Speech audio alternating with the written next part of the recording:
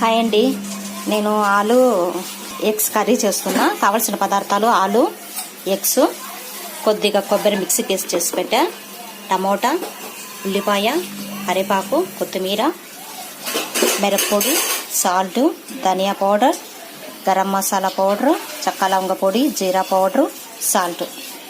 ఇది చెప్పడం మర్చిపోయానండి. బిర్యానీ ఆకు, ఉల్లిపాయ. ఇప్పుడు టమోటా వేయాలి. సరే అండి, అల్లం వెల్లుల్లి పేస్ట్ చెప్పడం మర్చిపోయాను. అల్లం వెల్లుల్లి వేసుకోవాలి. చూడండి, ఇప్పుడు ఈ మసాలా వేసేస్తున్నాను.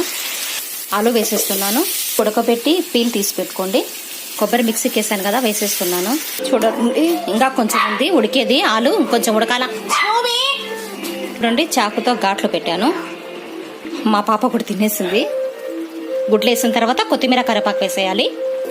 చూడండి, అయిపోయింది. అయిపోయేటప్పుడు దించేటప్పుడు కొంచెం నిమ్మకాయ నీళ్ళు ఇట్లా వేసేసుకొని ఇంకా ఆఫ్ చేసేసేయడమే. అయిపోయింది.